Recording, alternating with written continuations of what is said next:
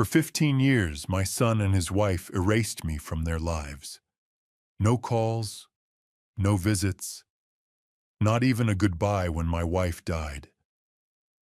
Then my small landscaping business exploded, and I sold it for $18 million. I bought a massive mansion in Lake Forest, ready to enjoy my quiet retirement. The very next day, my doorbell rang. There they stood with 12 suitcases, smiling like nothing had happened. "Dad, you've got so much space. We're moving in." They thought I was a lonely old man, desperate for family. They had no idea they'd just walked into the biggest mistake of their lives. Thank you so much for being here and taking a moment to listen to this story. Also, a quick heads up, parts of this story have been adapted for entertainment and learning. Any resemblance to real names or settings is purely coincidental, but the message I'm sharing is meant to be meaningful and worth hearing. My name is Harlan Bennett, but everyone calls me Hank. I am 70 years old. I was standing on the limestone balcony of my new home in Lake Forest, Illinois. Then the doorbell rang. I set my drink down on the railing and walked through the living room. I pulled open the heavy oak double doors, and the air left my lungs. Standing on my porch was a ghost from my past.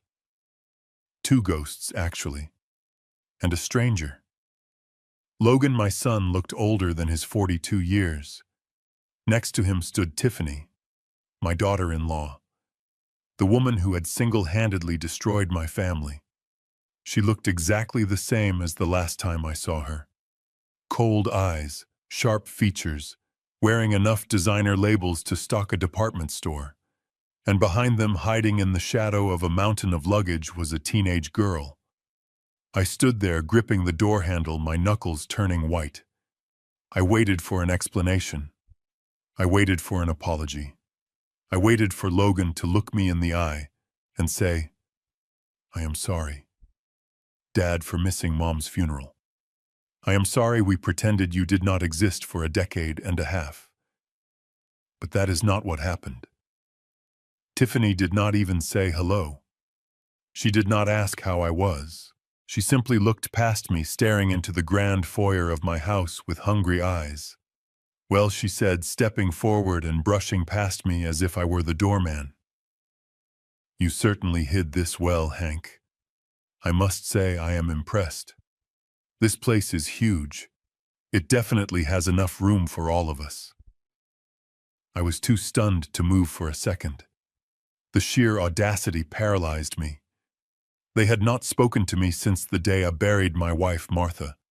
And now here she was, walking into my $4 million sanctuary like she owned the deed. I stepped in front of her, blocking the path to the living room. "Hold on," I said. My voice was gravel and rust. I had not used it much lately. "You are not coming in here. Get your bags and get off my property." Tiffany stopped. She looked at me with a smirk that made my blood boil. She adjusted her silk scarf and gave a little laugh that sounded like glass breaking. "Oh, Hank, stop being dramatic. We are family, and family helps each other. Besides, you are not going to turn us away. Not when your granddaughter is sick." She stepped aside, revealing the girl. Mia. I had not seen her since she was 2 years old. She was 17 now. She looked nothing like the vibrant toddler I remembered. She was pale, ghostly pale. She was shivering in a thin denim jacket, even though it was 50 degrees out. Her eyes were sunken and dark-rimmed. She looked exhausted, beaten down. She looked at me and I saw fear. Pure, unadulterated fear. "Grandpa," she whispered. Her voice was barely audible. That single word hit me harder than a sledgehammer. I looked at Logan. He was avoiding my gaze, staring at his shoes, dragging a heavy suitcase up the steps. He looked like a man who had been hollowed out from the inside. "What is wrong with her?" I asked, my voice hard. "She is just tired," Tiffany said quickly, waving her hand dismissively. "Just a little flu. She needs a warm bed." You are not going to leave your own flesh and blood out in the cold, are you, Hank? Even you are not that cruel. It was a trap. I knew it was a trap. I could see the manipulation in Tiffany's eyes. She was using the girl as a human shield. She knew I was a hard man, but she also knew I had a soft spot for children. She was banking on my decency to override my anger. And God help me, it was working. I looked at Mia again. She swayed slightly on her feet. She looked like she was about to collapse. I stepped back. "Bring her in," I said. "But just her. You two can wait in the car. The driver is waiting for his tip." My son rushed past me, head down, muttering a quick, "Hi, Dad," that sounded more like a whimper than a greeting. He dragged 3 massive suitcases into my foyer, scratching the floor I had just paid thousands to polish. I watched them invade my space. The smell of Tiffany's overpowering perfume instantly drowned out the scent of old wood and leather that I loved. The peace I had felt 5 minutes ago was shattered. I closed the door. The heavy thud echoed through the massive house. I turned to face them. Tiffany was already inspecting the furniture, running her hand along the back of my Italian leather sofa. "Nice," she said, evaluating it like a pawnbroker. "Real leather. You must have been saving those pennies from cutting grass for a long time, Hank. Did you win the lottery? Or did you rob one of your rich clients?" I ignored her. I looked at the clock on the mantel. "You have 30 minutes, I said. Tiffany turned around, eyebrows raised. "Excuse me." "You have 30 minutes, I repeated. My voice was calm but dangerous. 30 minutes to explain why I should not call the police and have you trespassed from my property. 30 minutes to explain where you have been for 15 years, and if I do not like the answer, you are leaving. All of you." Logan flinched. He looked at Tiffany, waiting for her to tell him what to do. Tiffany just laughed. She actually laughed. She walked over to the sofa and sat down, crossing her legs. She looked at me with a mixture of pity and contempt. "You are not going to call the police, Hank," she said confidently. "And do you know why I waited, my hand inching toward the phone in my pocket?" "Because we are all you have," she said. "Martha is dead. Your friends are all dead or in nursing homes. You are sitting in this big, empty house all by yourself, waiting to die. You need us, Hank. You are lonely. And frankly, you owe us." "I owe you?" I asked quietly. "Yes," she hissed, her mask slipping for just a second. "You owe Logan. He had a terrible childhood growing up with a father who smelled like fertilizer. You owe him a comfortable life. And now that you finally have some money, it is time to pay up. So be a good father. Go tell the maid or whoever keeps this place clean to prepare 3 bedrooms. We are tired. We are hungry. And we are staying." I looked at her sitting on my couch like a queen. I looked at my son who was trembling by the door. I looked at my granddaughter who was slumped against a suitcase, looking like she wanted to disappear. I realized then that they did not come here to visit. They did not come to apologize. They came to feed. They were vultures circling a carcass. They thought I was just a lucky old fool who had stumbled into some money. They thought I was weak. They thought 15 years of silence had made me desperate for their affection. They were wrong. I looked at Mia. Her eyes were closed and she was breathing shallowly. I made a decision right then. I would play their game. I would let the Trojan horse into my walls, not because I was lonely, not because I was weak, but because I needed to know what they had done to that girl, and because revenge is a dish best served cold. "Fine," I said. "You can stay." Tiffany smiled a triumphant, predatory smile. "I knew you would see reason, Dad." But I continued raising a finger. Only for tonight. Mia looks sick, and I am not a monster. But this is my house, my rules. And the first rule is simple. I walked over to the wall where I kept the key to the master suite. I took it off the hook and put it in my pocket. Do not think for 1 second that you can manipulate me, Tiffany. I am not the same man you spit on at the cemetery. I turned to Logan. Get your daughter some water. She looks like she is going to pass out. And take your shoes off. You are tracking mud on my floor. As Logan scrambled to obey, I saw Tiffany's eyes narrow. She was recalculating. She had expected me to be grateful. She had expected me to be soft. She realized then that this might be harder than she thought. But she had no idea. She had absolutely no idea what I was capable of.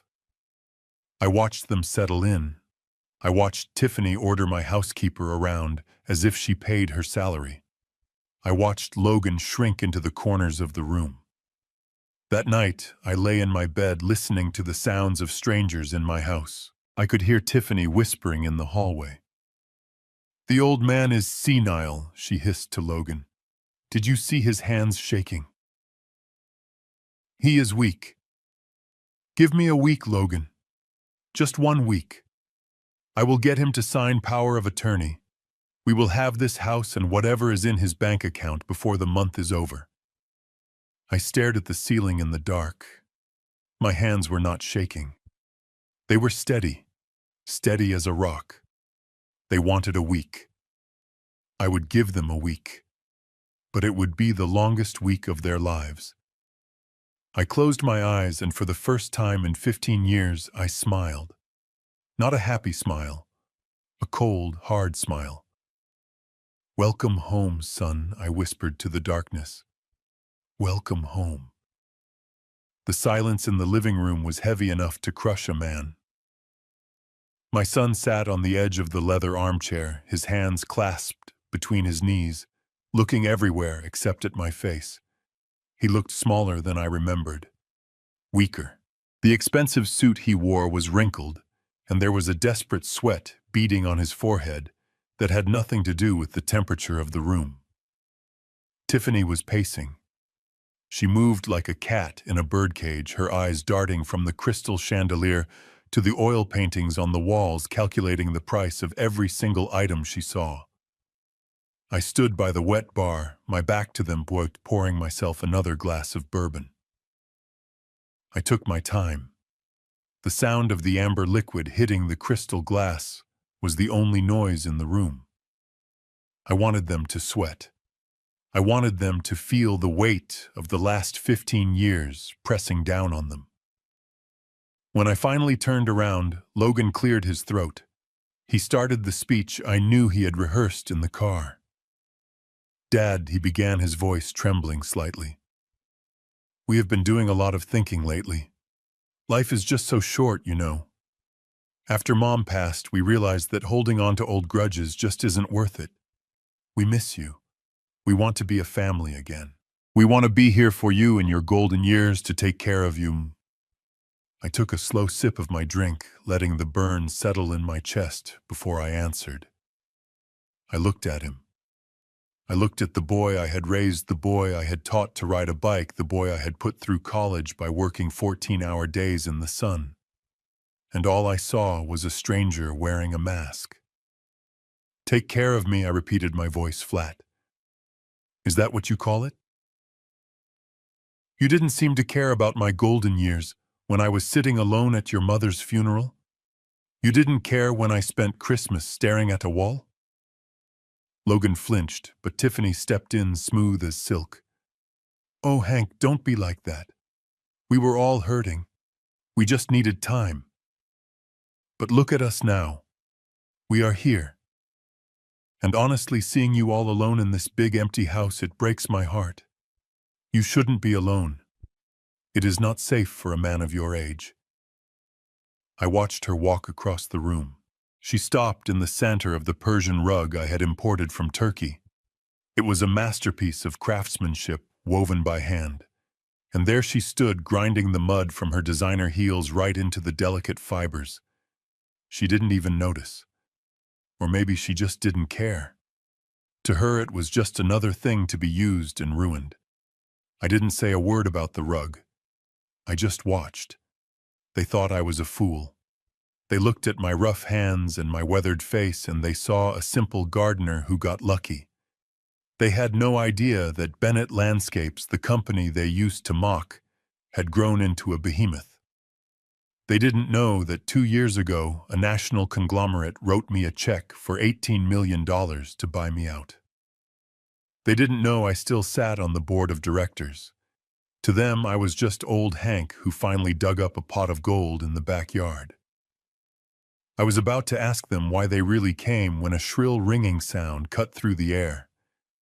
It was Logan's phone. He jumped like he had been shot. He fumbled into his pocket, his face draining of color. He pulled out the phone, stared at the screen, and immediately silenced it. "Who is calling you at this hour?" I asked, my eyes narrowing. "It is 8 o'clock at night." "It is nothing," Logan stammered, shoving the phone back into his pocket. "Just a telemarketer. Spam calls. They never stop, right?" I stared at him. I knew that look. I knew that panic. It wasn't a telemarketer. That was the look of a man who was being hunted.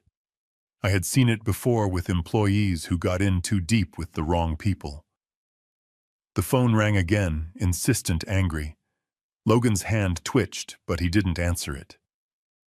"It seems like they really want to sell you something," I said dryly. Tiffany shot Logan a glare that could have peeled paint off the walls. She turned back to me, her smile bright and fake. "Anyway, Hank, this house is truly magnificent. Did you get a mortgage? Interest rates are terrible right now. I hope you didn't get taken advantage of." "I bought it cash," I said. The greedy light in her eyes flared up like a bonfire. "Cash," she breathed. That is wonderful. But you have to be careful. A property like this, the paperwork must be a nightmare. Where do you keep the deed, just for safekeeping? You tend to be a bit forgetful, Dad. We wouldn't want anything important to get lost." There it was, the hook. She wasn't just fishing. She was casting a net. She wanted to know where the heart of the estate was. She wanted to know if I owned it free and clear so she could figure out how to get her name on it. "It is safe," I said. "Is it?" She took a step closer, invading my personal space. We could help you organize things. Logan is very good with finances. We could take that burden off your shoulders. You shouldn't have to worry about taxes and deeds at 70 years old." I looked at Logan, who was currently sweating through his shirt because his phone was vibrating again. Good with finances.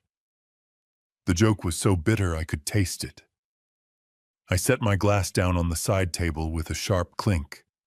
I looked over at the corner of the room where Mia was sitting. She had curled up in a ball on the smaller sofa, her eyes closed, shivering slightly, even though the heat was on. She looked so fragile. She was the only reason they were still inside my house. If it weren't for her, I would have thrown them out into the street the moment they walked in. "I am tired," I said abruptly, "and Mia needs rest." Tiffany blinked, surprised by the sudden change in tone. "Oh. Of course. So which rooms are ours? We can take the master suite if it is easier for you, so you don't have to climb the stairs. You will take the guest rooms down the hall." I cut her off. "The ones near the kitchen, and you will stay there." I walked past them, heading toward the hallway that led to my office and the master bedroom. I stopped at the heavy oak door of my study. This was where I kept everything. The deed, the bank statements showing the $18 million, the new will I was drafting with my lawyer. I pulled a keyring from my pocket. I selected a heavy brass key and locked the door with a loud, definitive click. Then I turned to the keypad on the wall that controlled the smart locks for the private wing of the house. Tiffany was watching me, her neck craned, trying to see the code. I stood directly in front of the pad, blocking her view with my broad shoulders. I punched in a new code, one I had just thought of. The date I sold my company. I turned back to them. "This wing is off limits," I said. "The kitchen is fully stocked. There are towels in the guest bathroom. We will talk in the morning." But Dad Logan started standing up. "We just got here. We haven't even caught up. We have nothing to catch up on," I said coldly. "You are here because your daughter is sick. Do not mistake my hospitality for forgiveness." I looked at Tiffany one last time. She was staring at the locked office door as if she could burn through the wood with her gaze. She wasn't looking at me. She was looking at the prize. "Good night," I said. I walked into my bedroom and locked that door too. I engaged the deadbolt. Then I went to the security monitor on my nightstand. I pulled up the camera feed for the living room. I watched them. As soon as I was gone, the act dropped. Logan collapsed onto the sofa, putting his head in his hands. He pulled his phone out and stared at the screen with a look of pure terror. Tiffany didn't comfort him. She didn't check on her daughter. She walked straight to the hallway. She stood in front of my office door. I watched on the screen as she reached out and tried the handle. It was locked. She jiggled it, frustrated. Then she leaned down, peering into the keyhole. I saw her lips move. The camera had a microphone, and I turned the volume up. "Old fool," she hissed. "He is hiding it in there. I know it." She turned back to Logan. "He is paranoid," she whispered loudly. "Did you see how his hands were shaking when he used the key? He is losing it, Logan. He doesn't even know what day it is. We just have to play the part. Be the good son. In a week he will be eating out of our hands. And if he doesn't..." She didn't finish the sentence. She didn't have to. I knew exactly what she meant. I sat on the edge of my bed watching the screen. My hands were steady. My mind was clear. They thought they were the predators in this house. They thought I was the prey. They were about to find out that they had walked into a lion's den, and the lion was hungry. The sun was barely up when I walked down the grand staircase of my own home, but the smell of burnt butter and the shrill sound of snapping fingers told me I was no longer the master of this domain. I usually enjoyed a quiet morning, a black coffee, a slice of toast, and the newspaper on the patio. That was my ritual. But as I approached the kitchen, I heard a voice that made my stomach turn. It was Tiffany. She was standing in the center of my kitchen wearing a silk robe that I suspect she had packed specifically for this moment, looking like she was directing a Broadway play. Mrs. Higgins, my housekeeper, looked close to tears. Mrs. Higgins had been with me since I bought the place. She was a gentle soul, a woman who took pride in her work and knew exactly how I liked my eggs. But right now she was running back and forth between the stove and the island, flustered and shaking. "We are starving." I looked at the table. It was piled high with food. Fruit platters, pastries, 3 different kinds of juice. It was enough to feed a football team, yet there were only 3 of them. Logan was already seated, shoveling food into his mouth, as if he hadn't eaten in a week. He didn't even look up to greet me. Mia was sitting at the far end of the table, picking at a piece of dry toast, looking like she wanted to be anywhere else in the world.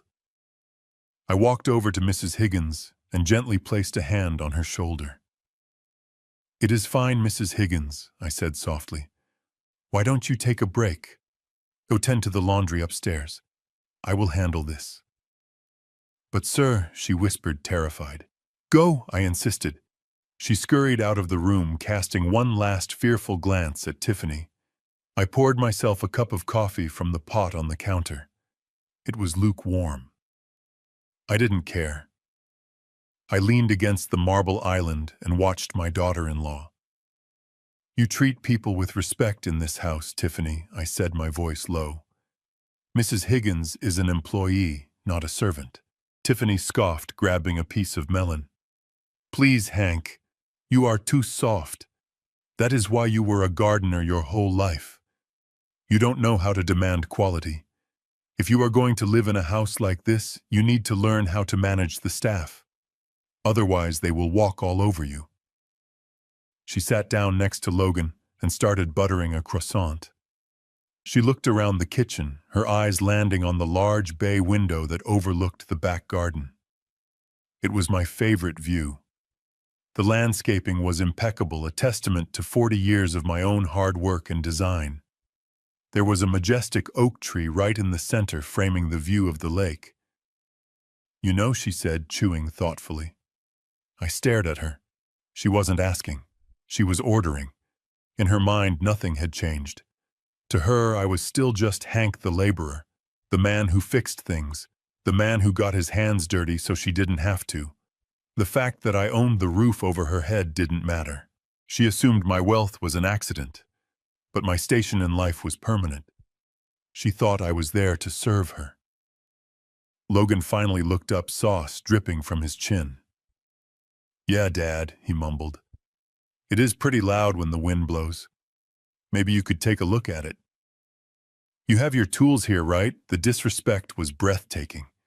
It was so absolute, so casual, that I almost laughed. They were sitting in my house, eating my food, and telling me to go do yard work like a hired hand.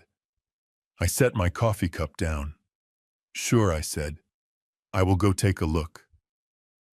Tiffany didn't even say thank you. She just turned back to her eggs, complaining that they were getting cold.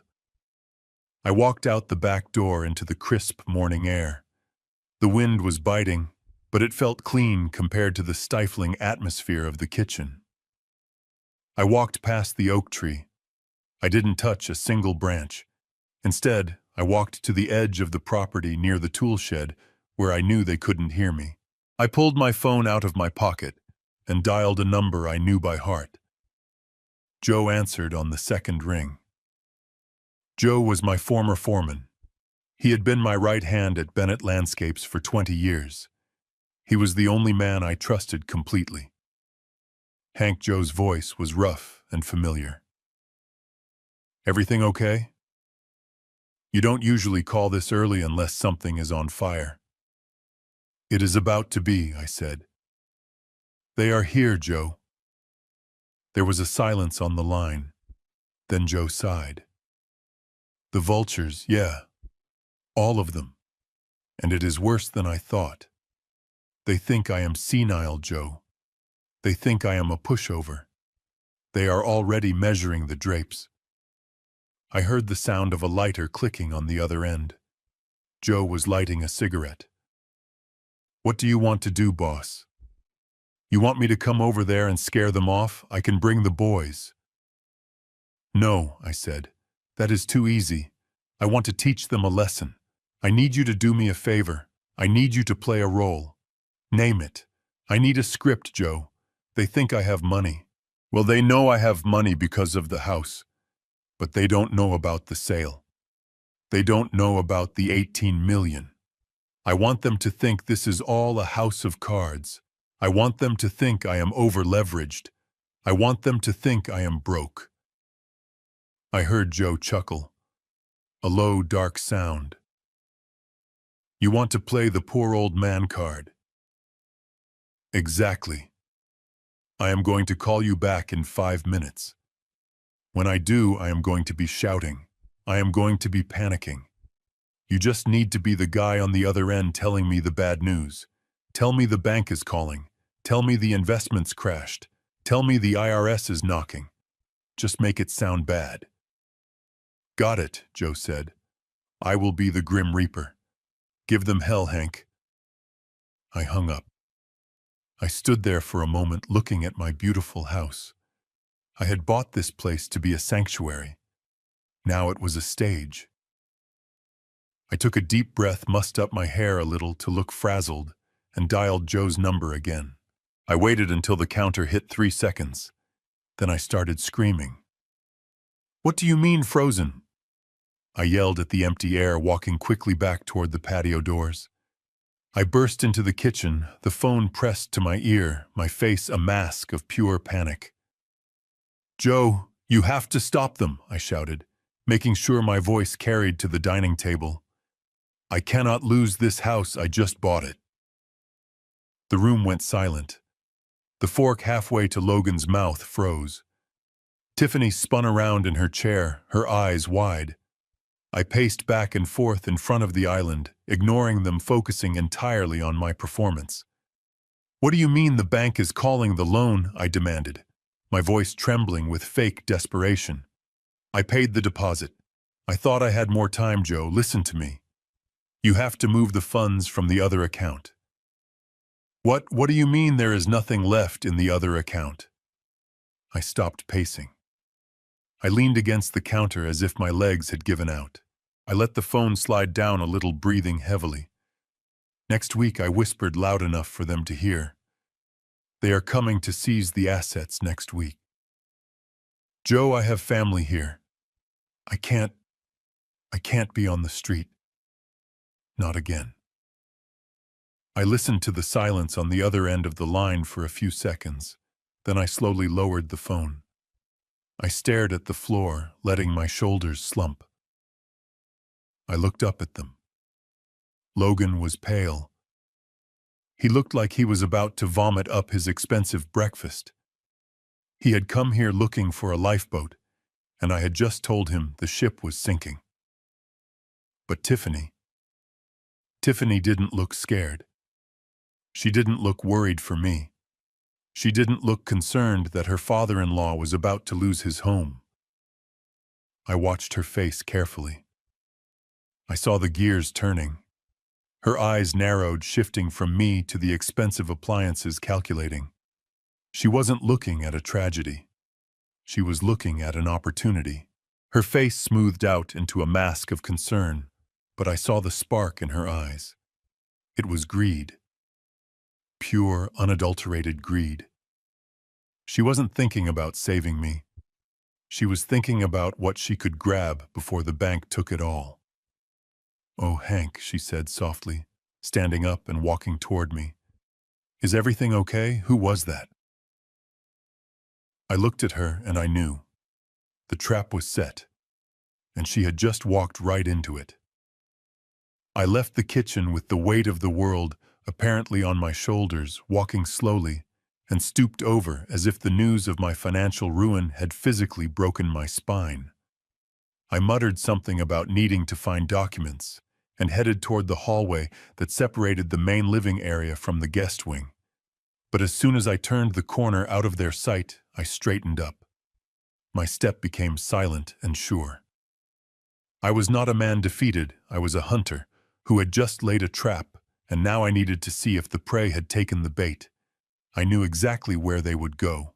The guest suite I had assigned them was the furthest one down the east corridor, a large room with thin walls if you knew where to listen.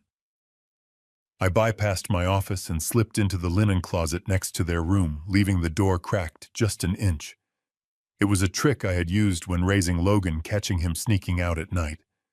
I never thought I would have to use it 40 years later to protect myself from him. The voices started almost immediately. They were hushed but angry, the sound of desperate people realizing their lifeboat had a leak. "We have to go, Logan." That was my son, his voice pitching up in that whiny tone he used when things got hard. "Did you hear him on the phone? The bank is coming next week. If we stay here, we are going to get dragged into his mess. They might come after our assets too if they think we are connected. We came here for a free ride, not to pay off a bankrupt old man's debts." I waited for the response. I waited for Tiffany to agree to pack her Louis Vuitton bags and run back to whatever hole they had crawled out of. But I had underestimated her greed. Her voice was not scared, it was cold and sharp like a butcher knife hitting a cutting board.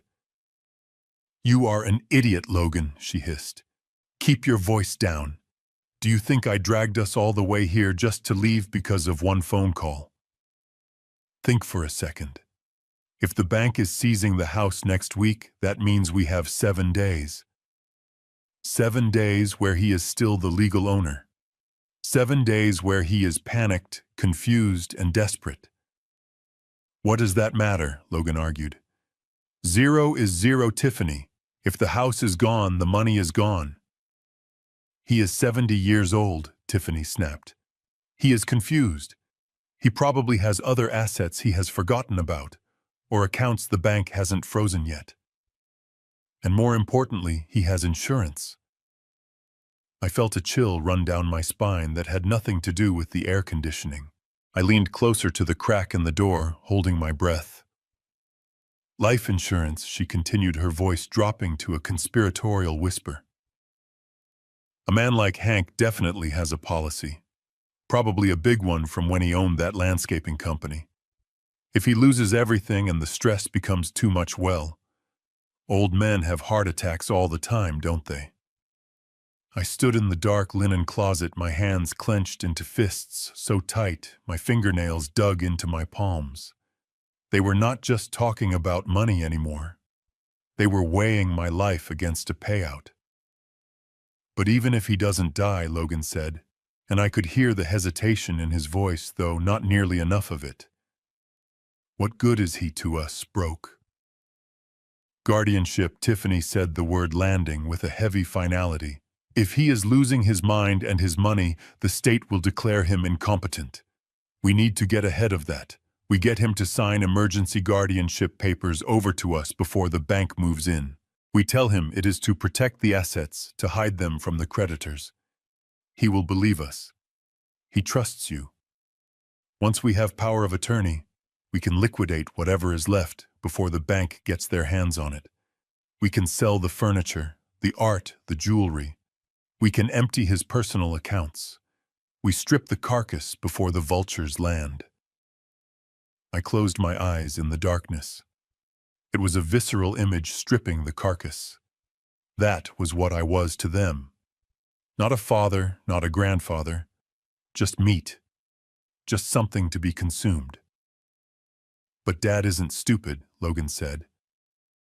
He might not sign. He will sign, Tiffany replied with terrifying confidence. He is scared, Logan. Did you see him shaking in the kitchen? He is terrified of being poor again. We just have to push him a little harder. Make him feel like we are his only salvation. And if he resists, well, there are ways to make an old man compliant. I have some things in my bag that can help him sleep, help him relax. If he is a little groggy, he won't read the fine print. The silence that followed was deafening. My son did not object. He did not defend me. He did not say that drugging his father was a line he wouldn't cross. Okay, he said finally.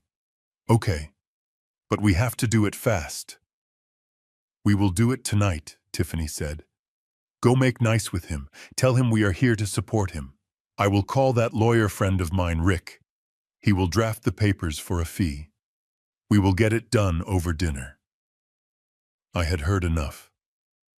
I stepped back from the door, moving silently on the plush carpet. My heart was not racing anymore. It had slowed down into a steady, heavy rhythm. The grief I had felt earlier, the tiny lingering hope that maybe my son still had a shred of decency in him, was gone. It had been replaced by a cold, hard resolve. They wanted to play games with my life. They wanted to drug me and rob me. Fine. I would not kick them out. Kicking them out was too easy. It was too merciful. If I threw them out now, they would just go find another victim. No, I was going to let them stay. I was going to let them think they were winning right until the moment the trap snapped shut. I walked back toward the main foyer, my face composed, my mind racing with plans. I needed to call my lawyer. I needed to secure the perimeter. But first I needed to get some air. I turned the corner near the grand staircase and nearly collided with a small figure. It was Mia. She jumped back, her eyes wide and terrified. She was clutching a ragged backpack to her chest, as if it contained all her worldly possessions. She looked like a ghost haunting my hallway. I stopped. I softened my expression, trying not to look like the vengeful patriarch I felt like inside.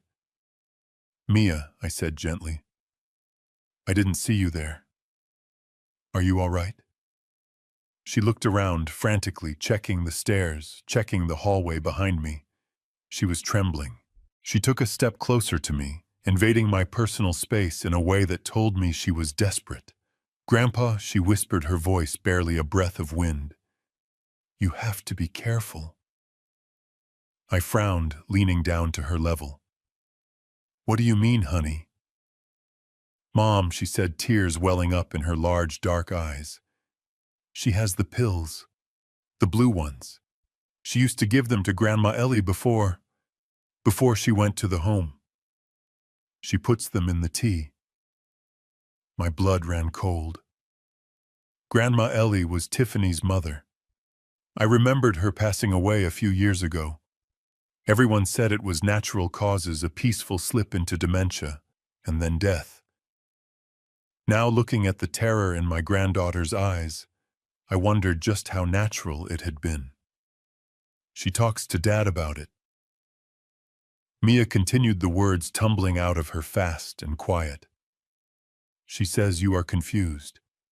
She says you need help resting. But you don't, Grandpa. You are sharp. I see it. Please don't drink the tea. Please don't sign the papers." She looked over her shoulder again, terrified that her mother would appear. "They are going to send me away," she choked out, a sob escaping her throat. "Once they get the money. They said they are going to send me to a boarding school in Arizona. A bad one. For troubled girls. Just to get me out of the way." I reached out and placed my hands on her shoulders. They were thin and frail under my grip. I looked her in the eye, and for the first time in 15 years, I let the mask drop completely. I let her see the strength that had built an empire. "Mia, listen to me," I said, my voice low and fierce. "Nobody is sending you anywhere. Nobody is hurting you, and nobody is drugging me. Do you understand?" She blinked, tears spilling over her lashes. "But Mom, your mother has made a mistake," I said. "A very big mistake. She thinks she is the wolf in this house. But she is not." I pulled a handkerchief from my pocket and handed it to her. "Wipe your eyes, child. Go back to your room. If they ask you, we're never here.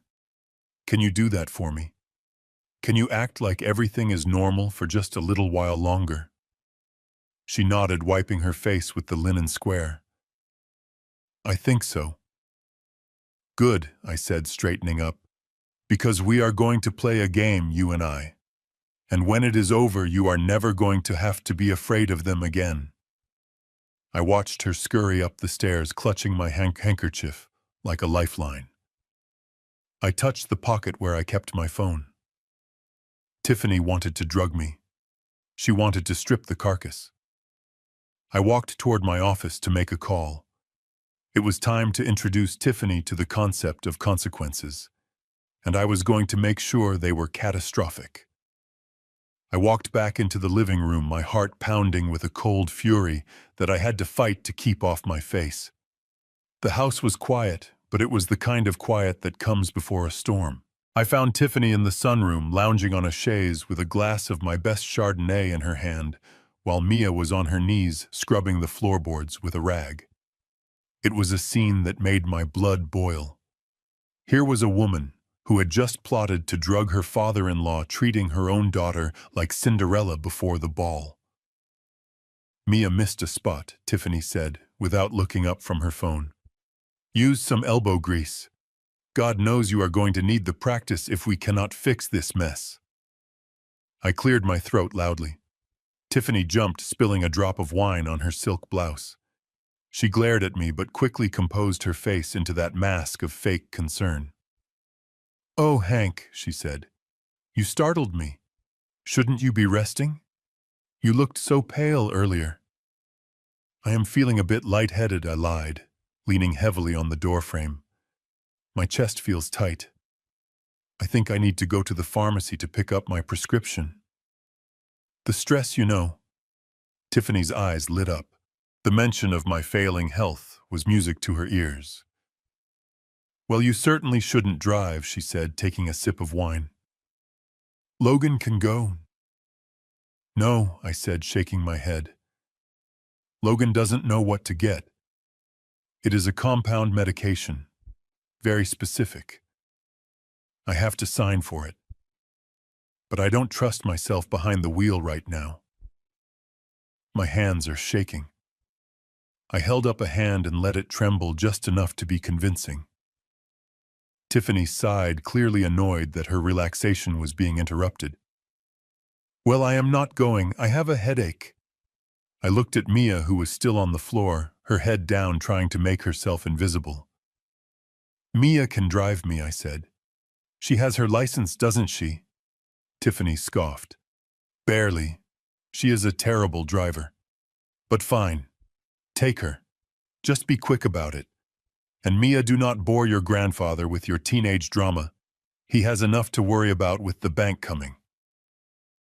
Mia stood up, wiping her red, raw hands on her jeans. She looked at her mother with a mixture of fear and resentment, but she grabbed the keys I held out without a word. We walked out to the garage. I ignored the shiny luxury sedan Tiffany and Logan had arrived in and walked straight to the back corner where a dusty tarp covered a large shape. I pulled the tarp off, revealing my 1997 Ford F-150.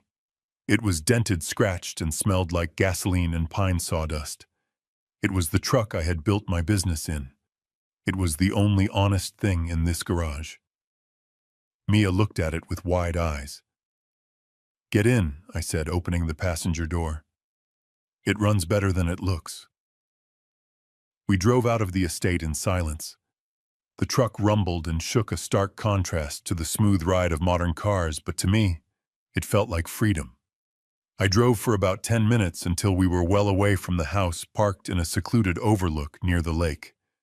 I killed the engine. The silence of the woods surrounded us. Mia was staring out the window, chewing on her thumbnail, a nervous habit I remembered my own mother having. You can talk now, I said gently. She isn't here. There are no cameras, no listening devices, just us. Mia let out a breath she seemed to have been holding for hours. She turned to me and the dam broke. She didn't just cry, she wailed. It was the sound of a child who had been carrying the weight of the world on her shoulders for far too long. I reached across the console and pulled her into a hug. She buried her face in my flannel shirt, smelling of old spice and sawdust, and cried until there were no tears left. When she finally pulled back, her face was blotchy, and her eyes were swollen. I am sorry, Grandpa, she hiccuped, wiping her nose on her sleeve. I am just so tired. Tell me, I said. Tell me everything. Not the lies your mother tells. The truth. Why are you really here? She took a shaky breath. We lost everything, she whispered. I nodded. I figured that part. The house. The house, the cars, the vacation home, the boat. All of it, Mia said. Dad got into crypto.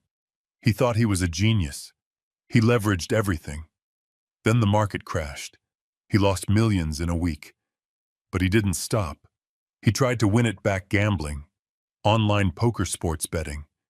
He dug the hole deeper and deeper. And your mother, I asked.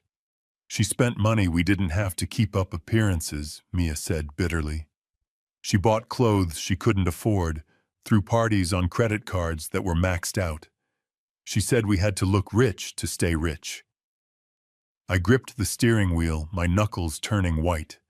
It was exactly what I expected from them. Vanity and stupidity, a lethal combination. But that is not the worst part, is it? I asked, looking at her. Before I tell you what? She finally admitted. Let me ask you this, are you still listening? If you are, type, I'm here in the comments, so I know you've made it this far. And just to be clear, parts of what comes next are adapted for narrative and may not reflect real events exactly. If you're uncomfortable, you can stop watching now. You said something about them sending you away. Mia froze. She looked down at her hands, twisting a loose thread on her jeans. They owe money, Grandpa. Bad money. To a man named Mr. Henderson. He is a loan shark in Chicago. They owe him $500,000. 500,000. It was a fortune to most people, but to me it was a number I could write a check for right now without blinking. Mr. Henderson is scary.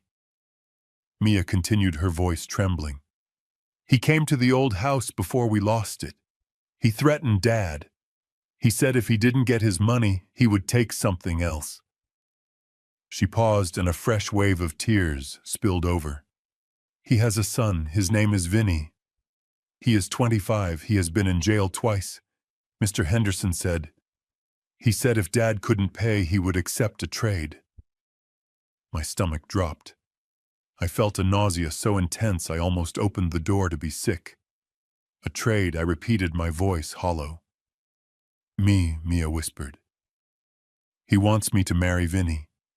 He said it would merge the families, settle the debt. Mom said it was a good match. She said Vinny is rich. She said I should be grateful to help the family. They brought me here to hide me until the wedding arrangements are made. They want your money to pay off the rest of the debts so they can start over, but the deal with Henderson, that stands. I stared at the windshield, seeing nothing but red. My son. My own flesh and blood. He wasn't just a failure. He wasn't just a thief. He was a monster. He was willing to sell his 17-year-old daughter to a criminal to save his own skin. And Tiffany, the woman who claimed to be a mother, was orchestrating it. I felt a rage I didn't know I was capable of. I wanted to drive back to the house, walk into the living room, and tear them apart with my bare hands. I wanted to burn the world down. But I looked at Mia. She was shaking, terrified, waiting for me to tell her there was nothing I could do, waiting for me to be just another adult who failed her. I took a deep breath, forcing the red mist to recede. Anger wouldn't save her. Smart action would. I reached out and took her hand. My hand was calloused and rough, hers was small and soft. Mia, look at me. She raised her eyes. That is not going to happen, I said. My voice was low, steady, and hard as granite. Nobody is selling you. Nobody is marrying you off to some thug. Over my dead body. But the debt, she whispered. Let me worry about the debt, I said. I have resources they don't know about. I have friends they can't imagine. But to fix this, to really fix this and make sure they can never hurt you again, I need you to be strong. I am not strong, she said. I am just scared. Scared is good, I told her. Scared keeps you alert. But I need you to turn that fear into a weapon. We are going to play a game, Mia. A very dangerous game. I need you to go back into that house and pretend. Pretend you are the obedient daughter. Pretend I am just a confused old man losing his mind. Can you do that? She hesitated. Why? Because if they think they are winning, they will get sloppy, I explained. They will make mistakes. And when they do, I will be there to catch them. I am going to destroy them, Mia. Not physically. I am going to destroy their greed. I am going to strip them of every lie they have told. But I need time. I squeezed her hand. Are you with me? Mia looked at me. For a moment I saw the little girl she used to be, the one who used to chase butterflies in my garden. But then her expression hardened. She looked at the dashboard of the truck, then back at me. I saw a spark of anger ignite in her eyes. It was the first sign of life I had seen in her since she arrived. They sold my car, she said, her voice quiet but firm. It was a Honda. I saved up for it working at the diner. They sold it to pay for the plane tickets here. She took a deep breath and nodded. I am with you, Grandpa. Let's get them. I started the engine, the truck roaring to life with a defiant growl. Good girl, I said, shifting into gear. Now let's go buy some vitamins and pretend they are heart medication. We have a performance to give. As we drove back toward the house, the sun began to set, casting long shadows across the road. I felt the weight of the task ahead of me. It wasn't just about money anymore. It wasn't just about my house. It was about saving this girl's life. And God have mercy on anyone who stood in my way, because I certainly wouldn't.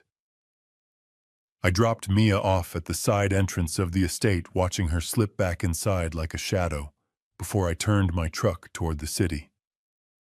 The drive to downtown Chicago usually took an hour, but I made it in 45 minutes. My mind was racing faster than the engine. I needed ammunition. If I was going to go to war with my own flesh and blood, I needed to know exactly what kind of weapons they were carrying. Victoria Sterling was the kind of lawyer who could make a grown man cry with a single raised eyebrow. She had handled the sale of my company 2 years ago, negotiating the $18 million deal without breaking a sweat. When I walked in wearing my flannel shirt and work boots, the receptionist didn't even blink. She knew exactly who I was. Hank, Victoria said, standing up from behind her massive mahogany desk. She didn't offer a handshake, she just pointed to the chair. You look like a man who is about to bury a body.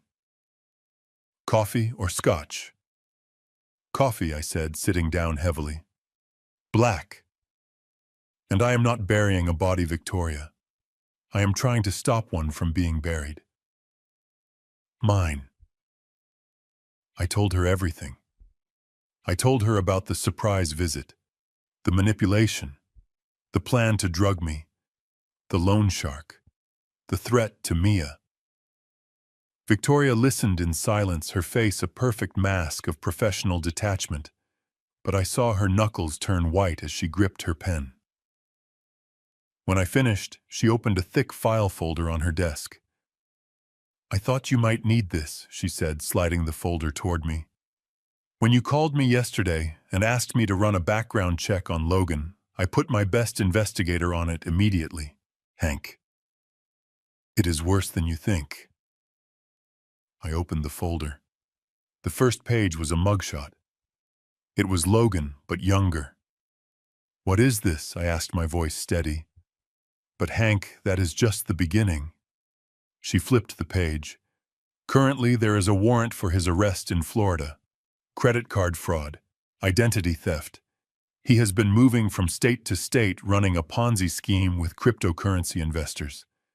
He is not just a bad businessman, Hank. He is a criminal. And he is desperate. I looked at the papers. My son. The boy I taught to fish. The boy I carried on my shoulders.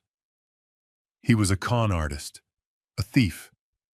And now he was in my house targeting me. And the debt I asked closing the folder. The $500,000 to the loan shark. It is real, Victoria said. The man is Henderson. He fronts as a legitimate private lender, but he is mob-connected. He bought Logan's debt from 3 different casinos and consolidated it. He is aggressive, Hank. If Logan doesn't pay, Henderson will hurt him, or anyone close to him. I sat back in the chair, staring out the window at the gray Chicago skyline. I felt old. Older than my 70 years. I felt the weight of every sacrifice I had ever made for my family, and I felt the bitter sting of betrayal. They didn't come to me for help. They came to me to bleed me dry. But then I thought of Mia. I thought of her terrified eyes in my truck. I thought of the deal they had made to sell her off like cattle. I leaned forward. My sadness was gone, replaced by a cold, tactical rage. Who holds the paper on the debt now? I asked. Henderson, Victoria said. Through a shell company called Zenith Holdings. Buy it, I said. Victoria blinked. "Excuse me. I want you to call Henderson's people," I said, my voice hard as iron. "I want you to buy the debt. Offer them full value. Cash. Today. I want the transfer of ownership signed and delivered to me by tomorrow morning," Hank, Victoria warned. "That is $500,000. You are basically paying off his gambling debts." "No," I corrected her. "I am not paying it off. I am buying it. I want to be the one holding the leash. If Henderson owns the debt, he controls Logan. If I own the debt, I own Logan. And if I own Logan, I can crush him legally." Victoria stared at me for a long moment. Then a slow, shark-like smile spread across her face. "You want to be his creditor." "I want to be his nightmare," I said. "Do it, Victoria. Use the emergency fund. Make the call." I left the office an hour later with a copy of the dossier tucked under my arm. I felt lighter. I had a weapon now, a nuclear option. They thought they were playing checkers, but I had just bought the chessboard. I drove back to Lake Forest, the sun dipping low on the horizon. When I pulled into the driveway, the house looked peaceful. The lights were on, casting a warm glow on the manicured lawn. It looked like a happy home. It was a lie. I entered through the garage, trying to be quiet. I wanted to get to my office to lock away the dossier before anyone saw me. I crept down the hallway, my boots making no sound on the runner. The door to my office was ajar. I froze. I had locked it. I was sure I had locked it. I stepped closer, peering through the crack. Tiffany was inside. She was standing by my desk, rummaging through the drawers. She had managed to pick the lock, or maybe she had found a spare key I had forgotten about. She was moving frantically, tossing papers aside, looking for something specific. I watched her for a moment. She looked desperate, sweaty. The cool, arrogant woman from yesterday was gone, replaced by a frantic scavenger. She stopped suddenly, her hand closing around a small orange pill bottle on my desk. Her eyes lit up. She held it up to the light, reading the label. "Got you," she whispered. I stepped into the room. "Looking for something, Tiffany?" I asked, my voice booming in the small space. She spun around, gasping and nearly dropping the bottle. She clutched it to her chest, her face going pale, then flushing red. "Hank," she stammered. I didn't hear you come in. I was looking for a pen, to leave you a note."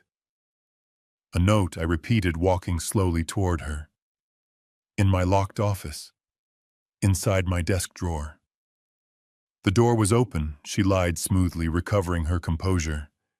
"And I found these." She held up the pill bottle. It was a bottle of high-potency multivitamins I took for my joints. But the label was faded, and unless you read the fine print, it looked like serious medication. "Digoxin," she read, mispronouncing the brand name intentionally or not. "This is for heart failure, isn't it, Hank?" I stopped. I looked at the bottle, then at her. I saw the calculation in her eyes. She wanted me to be sick. She needed me to be sick. It fit her narrative. If I was dying, if my heart was failing, then my confusion and weakness were explained. It made me an easier target. I decided to give her what she wanted. I sighed, letting my shoulders slump. I reached out a trembling hand. "Give me that, Tiffany," I said, my voice wavering. I don't like people knowing. It is just a little condition. The doctor said I have to be careful. Stress is bad for me." Tiffany's smile returned. It was predatory. She handed me the bottle, her fingers brushing mine. Her skin was cold. "Oh, Hank," she cooed, her voice dripping with fake sympathy. "Why didn't you tell us? We have been so worried. You seem so frail lately, so forgetful. Leaving doors unlocked, getting confused about money. It all makes sense now." Your heart isn't pumping enough blood to your brain, is it? I looked down at the floor, hiding the disgust in my eyes. Maybe, I muttered. Maybe I am getting worse. Tiffany placed a hand on my arm. She squeezed it gently like a snake testing the size of its meal. You shouldn't be managing all this alone, Dad, she said, using the word dad like a weapon. The stress of the house, the bills, the bank calling, it is going to kill you. Literally. You need rest. You need someone to take the burden off your shoulders. I looked up at her, feigning hopelessness. I don't know what to do, Tiffany. The bank called again. They said I have to sign some papers or they will take the house tomorrow. I was lying, of course. Joe hadn't called back, but Tiffany didn't know that. Tomorrow, she gasped, her eyes widening. Oh, God. Okay. Okay, Hank. Listen to me. We can fix this. I know what to do. She pulled her phone out of her pocket. I have a friend, she said quickly, a very good lawyer. His name is Rick. He specializes in asset protection for seniors. I called him earlier just in case. He is in the area. I can have him come over tonight. Right now. Tonight, I asked, backing away a little, acting overwhelmed. That seems fast. I am tired, Tiffany. Can't it wait? No, she insisted, stepping forward, crowding me. It cannot wait, Hank. If you don't act tonight, you will lose everything. Rick can draw up some papers. Simple papers. Just to put the assets in a trust. Or assign a guardian to handle the legal battles for you. So you can rest. Wouldn't you like to rest, Hank? Wouldn't you like to sleep without worrying? I looked at the vitamin bottle in my hand. I looked at her hungry eyes. She had the lawyer on speed dial. This Rick was probably part of the scam. He was coming to help them steal my life. I let out a long, shaky breath. I suppose so, I said quietly. If you think it will help. It will save you, she promised. I will call him. You go wash up. Dinner is almost ready. We will sign everything after dessert. It will be a celebration. The start of your new peaceful life. She hurried out of the room, phone already to her ear, not even bothering to close the door she had broken into. I stood there alone in my office. I tightened my grip on the vitamin bottle until the plastic creaked. Rick was coming. Good. Let him come. I had a dossier in my hand that proved my son was a felon. I had a lawyer buying their debt. And now I had them exactly where I wanted them. They thought they were bringing in the closer to finish me off. They were just bringing another fly into the web. I walked over to my safe hidden behind a painting of the Chicago skyline. I punched in the code. I placed the dossier inside, right next to the deed of the house.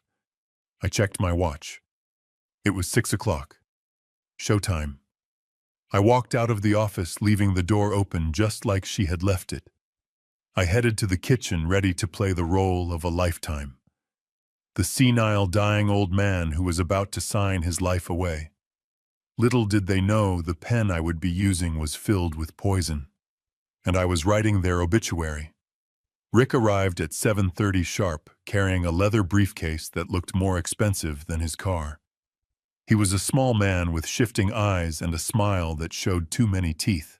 He smelled of cheap cologne and stale tobacco smoke, the kind of scent that clings to people who spend too much time in back rooms making deals they shouldn't. Tiffany greeted him at the door like he was a long-lost brother, kissing his cheek and whispering something in his ear that made him nod and glance toward the kitchen where I was sitting. I was ready. I had spent the last hour practicing in the mirror. I let my jaw go slack. I stooped my shoulders until my back ached. I stopped shaving, leaving patches of gray stubble on my chin. When they walked into the dining room, I was staring blankly at a bowl of mashed potatoes, my hands trembling just enough to make the silverware rattle against the china. "Hank, this is—" "Rick," Tiffany said, her voice loud and slow like she was talking to a toddler. "He is the friend I told you about, the lawyer. He is here to help us with the paperwork." I looked up, blinking slowly. "Rick," I muttered. I thought we were playing cards. Where's the deck?" Rick chuckled, a dry, raspy sound. "No cards tonight, Mr. Bennett. Just a few signatures. We want to make sure your assets are safe from that nasty bank, don't we?" We sat down to dinner. It was a surreal affair. Tiffany had ordered takeout from a high-end steakhouse, plating it on my fine china to make it look homemade. She poured wine for everyone except me. For me, she poured a glass of water and set the bottle of vitamins next to it, making sure Rick saw it. "See," she whispered to him. "He is on a strict regimen. His heart is basically a ticking time bomb." I decided it was time to ramp up the performance. I reached for the salt shaker and let my hand spasm, knocking it over. Salt spilled across the mahogany table. "Oh, clumsy me," I mumbled. Then I looked directly at Logan. He was cutting his steak with a savagery that betrayed his anxiety. He hadn't looked me in the eye since he arrived. I saw Tiffany kick Logan under the table. She was smiling a triumphant, wicked smile. She leaned toward Rick and whispered loud enough for me to hear. "See, it comes and goes. Some days he doesn't even know what year it is. It is dementia, Rick. Rapid onset. We need to get this done before he forgets his own name." Rick nodded, pulling a thick stack of documents from his briefcase. He pushed aside his half-eaten steak and spread the papers out on the table. They were dense, filled with legal jargon. Emergency guardianship, durable power of attorney, revocable living trust. It was a death warrant for my freedom. If I signed these, I would legally become a child in the eyes of the state. They would control my money, my medical decisions, my residence. They could throw me in a state-run nursing home the next morning and sell this house before lunch. "Just a few formalities," Mr. Bennett, Rick said, uncapping a heavy fountain pen. "We call this a medical registration. It just tells the doctors that Tiffany and Logan can pick up your prescriptions. That is all. Standard procedure for men of your condition." I looked at the papers. I looked at the pen. I let my hand hover over the signature line, shaking violently. "I don't know," I said, my voice wavering. "This looks like a lot of pages for a prescription." "It is just government red tape," Hank, Tiffany said, her patience thinning. "Just sign it. The bank is coming tomorrow, remember? If you don't sign this, they will take the house and you will be on the street. Do you want to sleep under a bridge?" "Oh." I looked at her with wide, fearful eyes. "No. No bridge.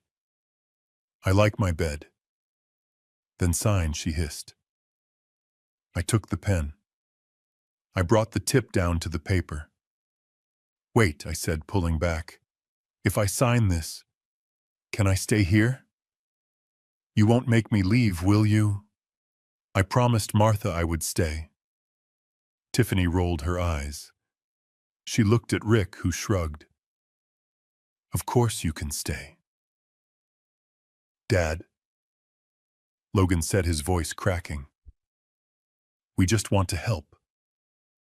"You are lying," I thought. "You are lying through your teeth." I lowered the pen again. I made a mark, a shaky line that looked nothing like my signature. Tiffany leaned over the table. "Press harder, Hank, and write your full name, Harland Bennett." "Stop shaking." I looked up at her, feigning confusion. "Who is Harland? I am Hank." "Sign the damn paper, you senile old fool," Tiffany shouted, slamming her hand on the table. The room went deadly silent. Rick looked uncomfortable, shifting in his seat. Even Logan looked shocked by her outburst. That was the signal. Mia, who had been sitting silently at the end of the table, stood up. She was holding a large pitcher of ice water. Her hands were shaking too, but not from acting. She was terrified. But she caught my eye and I gave her the tiniest, almost imperceptible nod. She walked toward me ostensibly to refill my glass. As she passed behind Rick and Tiffany, she tripped. It was a beautiful performance. She flailed her arms and the pitcher flew from her hands. Ice water, gallons of it, cascaded onto the table. It soaked the tablecloth. It soaked the steak. And most importantly, it soaked the stack of legal documents, turning the ink into a running, blurry mess. "Oh no," Mia cried, putting her hands to her mouth. "I am so sorry. I tripped on the rug," Tiffany shrieked. She jumped up, brushing water off her silk dress. She looked at the ruined papers, sodden and tearing under the weight of the water. Her face turned a color I had never seen before, a deep, violent purple. "You stupid little brat," she screamed. She didn't think. She didn't hesitate. She swung her hand back and slapped Mia across the face. The sound was like a gunshot in the quiet room. Mia stumbled back, clutching her cheek, tears instantly springing to her eyes. I froze. The acting stopped. The shaking in my hands stopped. The fog in my eyes cleared instantly.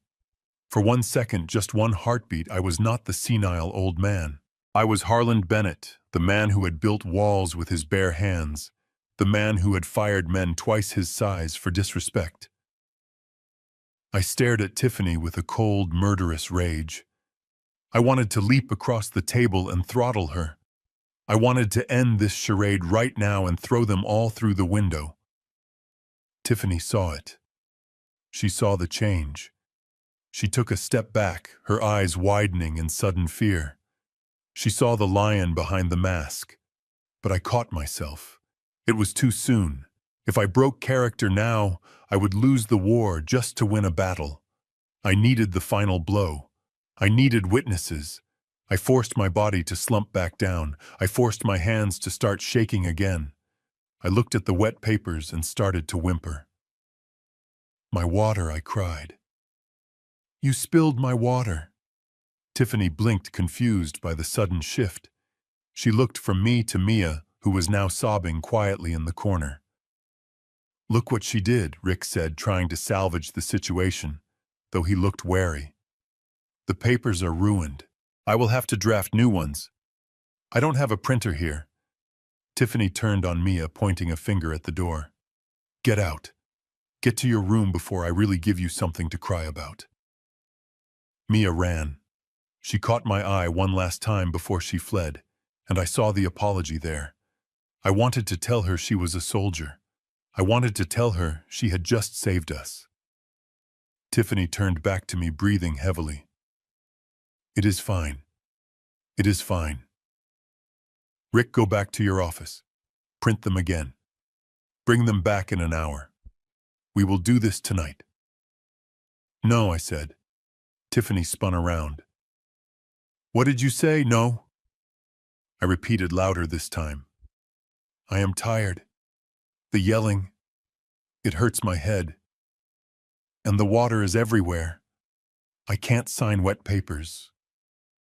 I stood up, leaning heavily on the table. "We will do it tomorrow," I said. "Tomorrow is too late," Tiffany argued, stepping into my path. "No, it isn't. The bank comes on Monday. Tomorrow is Saturday. I want to have a party." "A party?" she asked, incredulous. "Are you insane? A housewarming party?" I said, letting a goofy smile spread across my face. "I never had one. If I am going to lose the house, or sign it to you, I want one last night. I want to invite my friends." "You don't have any friends," Tiffany spat. "I have Joe," I said, "and the boys from the shop. Invite them, tomorrow night. We will have a big dinner and then I will sign, in front of everyone. A ceremony. Yes, that would be nice. A passing of the torch." I saw the gears turning in her head. She hated the idea. She wanted it done now. But she also saw an opportunity, a public signing, witnesses. If I signed the papers in front of a crowd, nobody could claim later that she had coerced me in a dark room. It would legitimize her theft. She looked at Rick. He shrugged.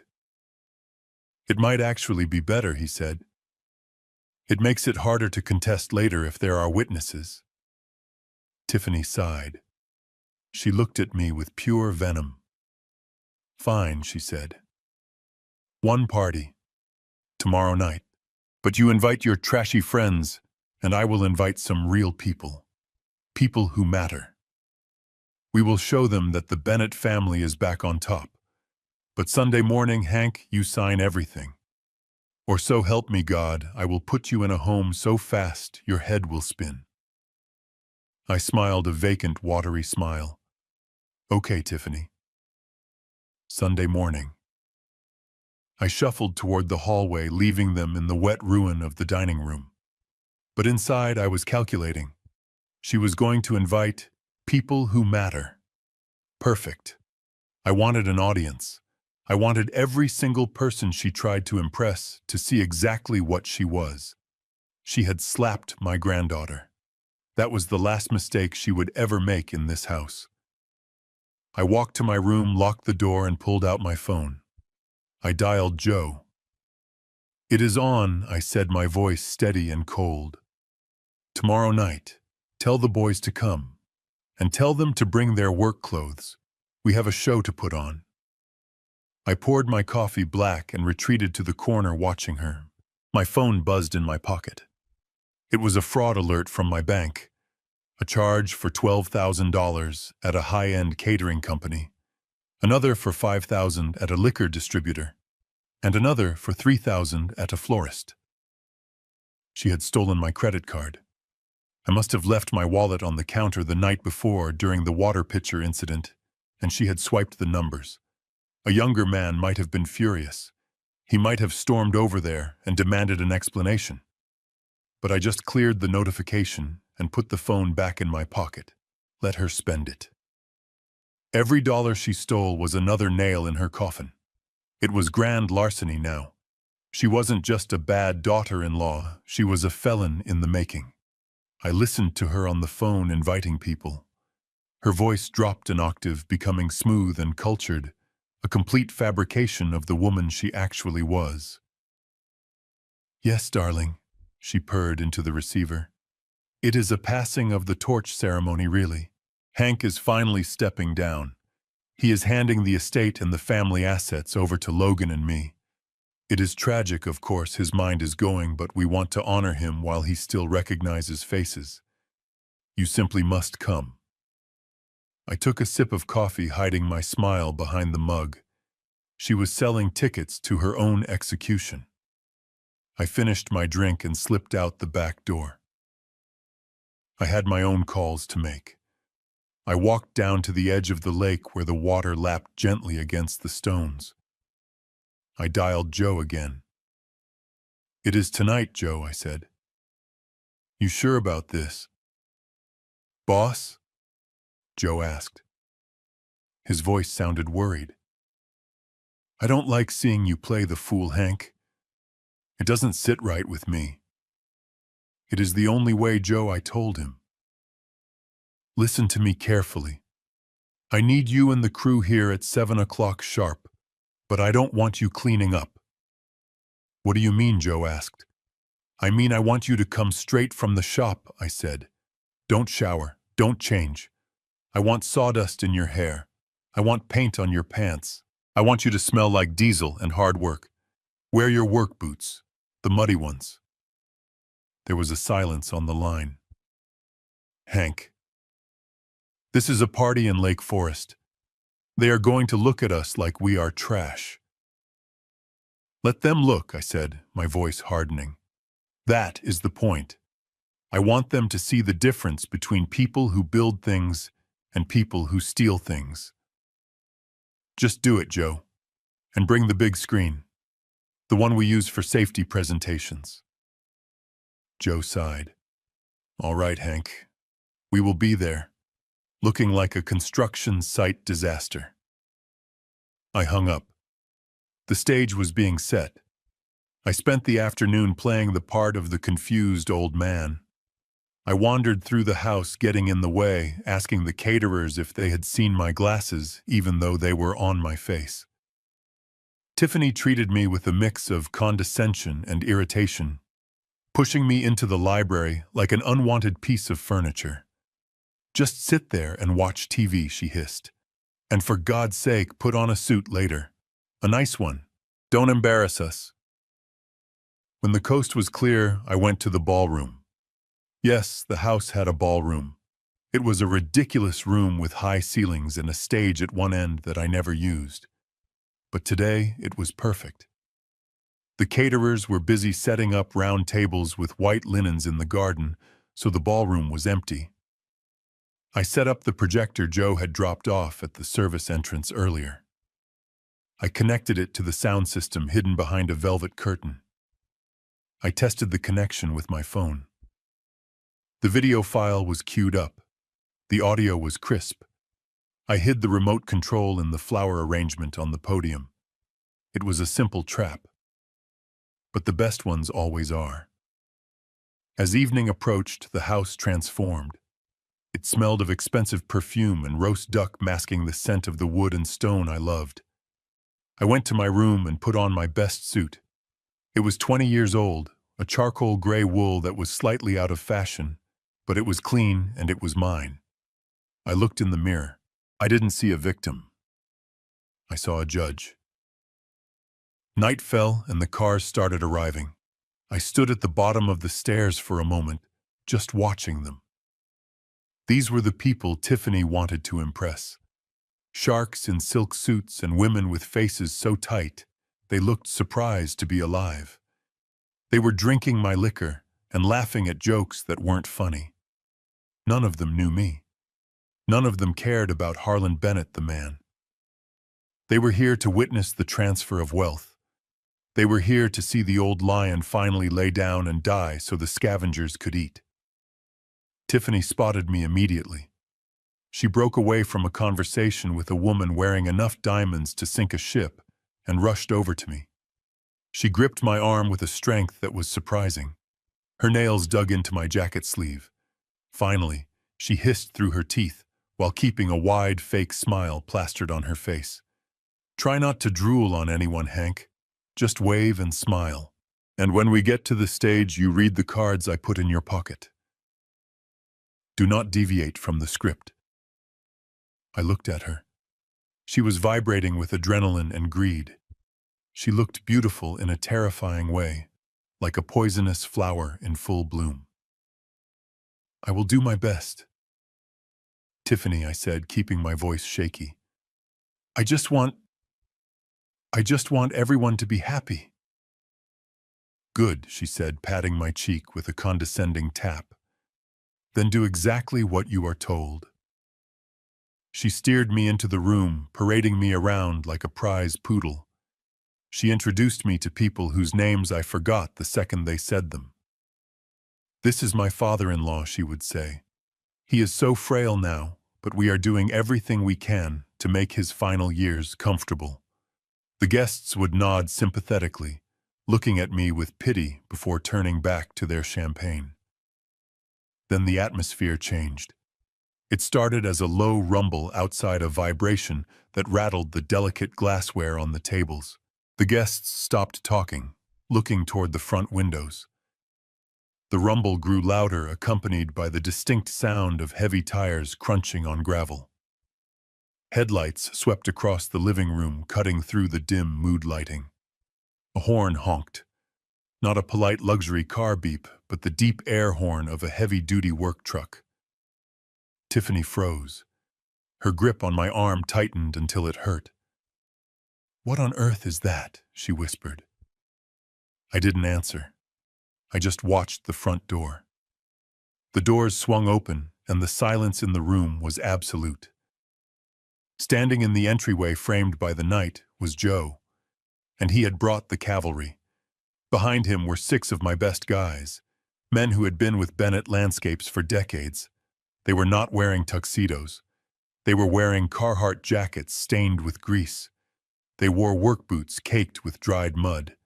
They had sawdust in their hair, and the smell of diesel fuel and hard work clung to them like cologne. They looked glorious. They walked into the foyer, their boots thudding heavily against the marble. They looked out of place in the sea of black ties and evening gowns like bears walking into a tea party. The guests gasped, clutching their pearls and stepping back as if the men were carrying a contagious disease. Tiffany let go of my arm and marched toward them. Her face was a mask of pure fury. She stopped 3 feet in front of Joe, looking him up and down with an expression of utter disgust. "What do you think you are doing?" she demanded, her voice shrill in the quiet room. "Who let you in here? Deliveries are around the back." Joe took off his baseball cap and held it in his hands. He looked at Tiffany calmly, not intimidated in the slightest. "We are not here for a delivery, ma'am," he said, his voice deep and steady. "We are here for the party. Hank invited us." Tiffany let out a laugh that sounded like a bark. "Invited you? Look at you. You are tracking filth onto my floor. This is a black tie event, not a monster truck rally. Get out, right now, before I call the police." Joe didn't move. He looked past her directly at me. "We are friends of the family," Joe said. "Friends," Tiffany scoffed, turning to the room so everyone could hear her indignation. "These are not friends. These are employees. They are the hired help, and clearly they don't know their place." She turned back to Joe, pointing a manicured finger at the door. "Get out," she screamed, losing her composure completely. "You are ruining the atmosphere. You smell like a gas station. Go around the back if you want a plate of leftovers, but get out of my sight." The room was dead silent. Every eye was on Tiffany. Her cruelty was on full display, naked and ugly. She wasn't the sophisticated hostess anymore. She was a mean-spirited bully yelling at working men. I saw Logan standing near the bar looking mortified, but he didn't say a word to stop her. He just swirled his drink and looked at the floor. It was time. I stepped away from the wall. I dropped the stoop in my shoulders just a fraction. I walked toward the door, my steps a little steadier than before. "Tiffany," I said, my voice carrying through the room. She spun around, her face red. "Hank, tell these people to leave. They are embarrassing us." "They are my guests," I said. Tiffany glared at me, her eyes wide with warning. "Hank, remember the papers. Remember the bank. Do not test me." She turned to the crowd, flashing that fake apologetic smile again. "I am so sorry, everyone. My father-in-law. His mind isn't what it used to be. He tends to associate with the lower elements. He doesn't understand that there are standards for an evening like this." She looked back at Joe with a sneer. "Please forgive him," she said to the room, pointing at Joe as if he were a stain on the carpet. "He spent his life digging in the dirt. It is hard to wash that kind of stink off." The insult hung in the air. It was a slap in the face to every man who had ever earned a living with his sweat. Joe's jaw tightened, but he stayed silent, respecting the plan. I walked past Tiffany and stood next to Joe. I put my hand on his shoulder. His jacket was rough under my fingers, familiar and grounding. "Come in, Joe," I said loud and clear. "There is plenty of food. Grab a drink." Tiffany looked like she was going to explode. She opened her mouth to scream again, but she caught the look in my eye. For a second, she saw something there that scared her. She shut her mouth, her chest heaving. "Fine," she hissed, leaning in close to me so only I could hear. "Let the trash stay. But you are going to pay for this, Hank. Now get on that stage and finish this. I want those papers signed in 10 minutes. She stomped away, grabbing a glass of champagne from a passing waiter and downing it in one gulp. She signaled to the band to stop playing. "All right, everyone," she announced, clapping her hands and regaining her spotlight. "If we could all gather in the ballroom. We have a very special presentation. My father-in-law has an announcement to make about the future of the Bennett estate." The crowd murmured and began to move toward the ballroom. I nodded to Joe. He winked at me. He signaled the boys, and they filtered into the room, standing along the back wall, a silent line of flannel and denim against the velvet wallpaper. I walked toward the stage. The ballroom was dimly lit, the chandeliers turned low to focus attention on the podium. A large screen had been set up behind it, ostensibly for a slideshow of family photos. Tiffany stood at the bottom of the stairs, holding a blue leather folder. The transfer documents, the guardianship papers, the keys to my prison. She smiled at me as I approached, but her eyes were cold as ice. "Don't mess this up, old man," she whispered as I passed her. "Or I promise you, the nursing home I pick will smell worse than your friends." I climbed the stairs. My legs felt heavy, but not from age. They felt heavy with the weight of what I was about to do. I reached the podium and gripped the sides. The wood felt solid under my hands. I looked out at the sea of faces. I saw the strangers looking at me with mild curiosity. I saw Logan standing near the front looking like he wanted to disappear. I saw Mia hiding in the shadows near the back, her eyes wide and terrified. And I saw Tiffany standing right below me looking up with a mixture of triumph and impatience, holding the pen that was supposed to seal my fate. I took a deep breath. I reached into my pocket, but I didn't pull out the note cards Tiffany had written for me. I left them there. I leaned into the microphone. It squealed slightly, then settled. "Thank you all for coming tonight," I said, my voice scratching a little. "It is good to see so many expensive faces." A few people chuckled nervously, thinking it was a joke. "My daughter-in-law, Tiffany, went to great lengths to bring you all here," I continued, looking down at her. "She wanted you to witness something important. She told you this was a passing of the torch. She told you I was going to sign over my legacy to her and my son." Tiffany nodded encouragingly, gesturing for me to get on with it. "And she is right," I said. "I am going to show you something. But I think there has been a misunderstanding about what my legacy actually is. You see, Tiffany thinks legacy is about houses and bank accounts. She thinks it is about what you can take." I paused. The room went very quiet. Tiffany's smile faltered slightly. "But I built my life on something else," I said, my voice gaining strength. "I built it on truth. And tonight, I think we are overdue for some truth." I reached under the podium and found the small remote control I had hidden there earlier. My thumb hovered over the button. I looked at Tiffany one last time. She was frowning now, sensing that the script had gone off the rails. She took a step toward the stairs. "Hank," she warned in a loud whisper, "read the cards." I ignored her. "I invited you all here to see the future of the Bennett family," I said to the crowd. "But before we look forward, we have to look at the present.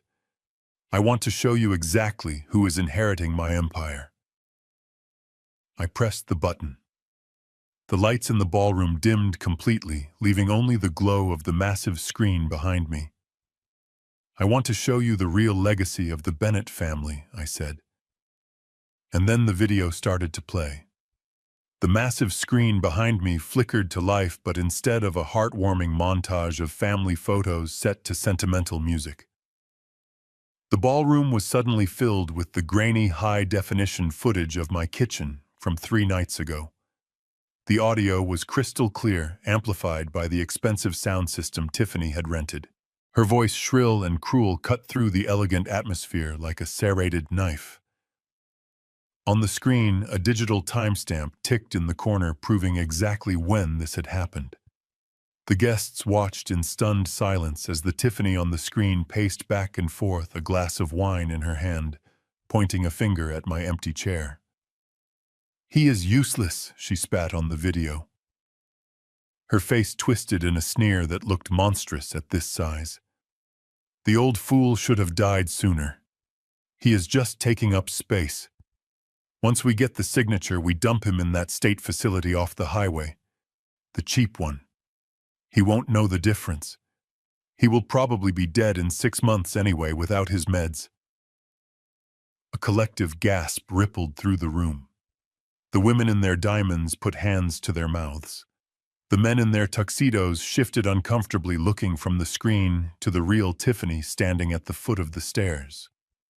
But the video didn't stop there. It cut to the scene in the linen closet, the conversation I had overheard. We strip the carcass before the vultures land. The recorded voice of Tiffany hissed. We sell everything. The furniture. The art. We leave him with nothing. Then came the final clip. The dinner scene from the night before. The image was sharp. Everyone saw Mia trip.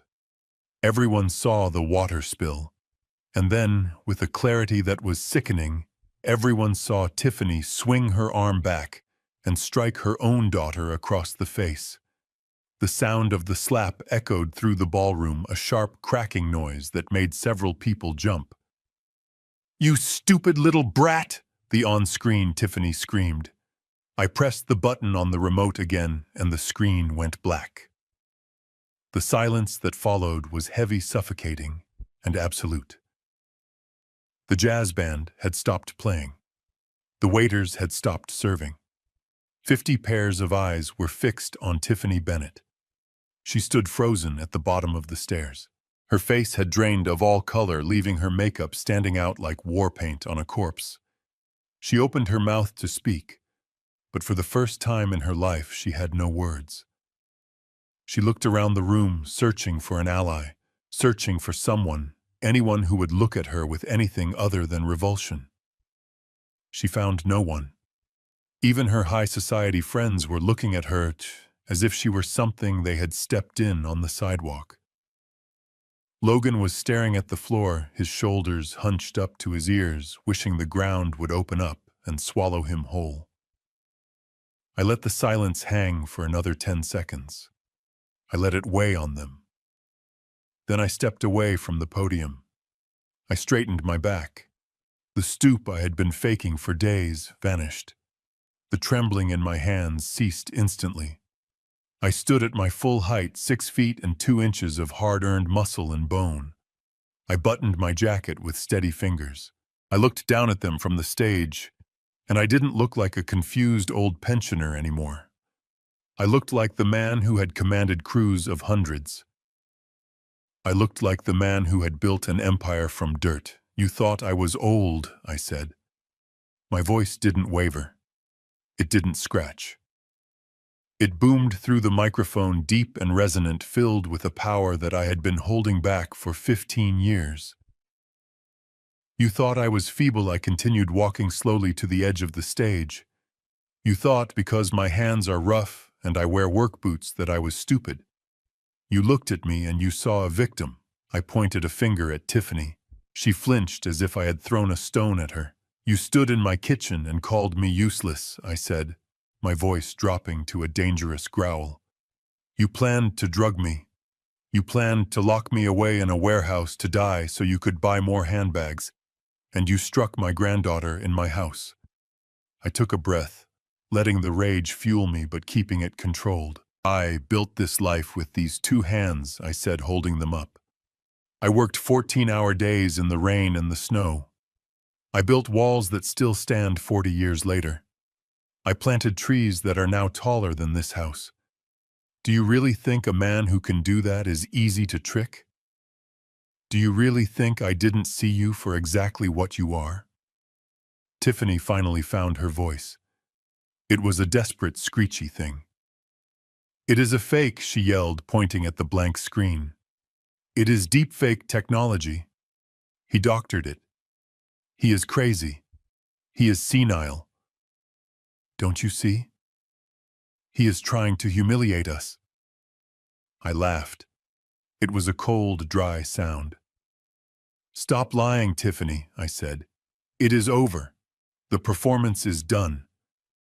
I reached into my inside jacket pocket. I didn't pull out the note cards she had written. I pulled out a folded piece of paper. It was a bank statement. You told everyone here that the bank is coming to take this house, I said, addressing the crowd. You told my son that we were broke. You used my fear to try and manipulate me into signing over my rights. I unfolded the paper and held it up. This house is not being foreclosed on. I bought this estate 3 months ago. I paid $4.2 million, and I paid in cash. A murmur went through the crowd. I heard someone whisper cash in the back. I sold Bennett Landscapes 2 years ago, I announced, watching the blood drain further from Logan's face. I sold it for $18 million. I am not broke, Tiffany. I have more money than you could spend in 10 lifetimes, even with your habits. Logan looked up at me, his eyes wide with shock and a sudden sickening realization of what he had thrown away. $18 million. He mouthed the words, but no sound came out. But you, I said, turning my gaze to my son. You are a different story, aren't you? I reached into my pocket again and pulled out the dossier Victoria had given me. I tossed it down the stairs. The papers fanned out at Logan's feet. I know about the crypto, Logan, I said. I know about the gambling. I know about the arrest in Nevada. I know about the warrant in Florida. I took a step closer to the edge of the stage looming over them. And I know about the $500,000 you owe to a man named Henderson. Tiffany let out a small, strangled sound. She looked at Logan, who was shaking his head frantically, tears streaming down his face. The secret they had been willing to sell their daughter to keep was out. You came here to hide, I said, my voice filled with disgust.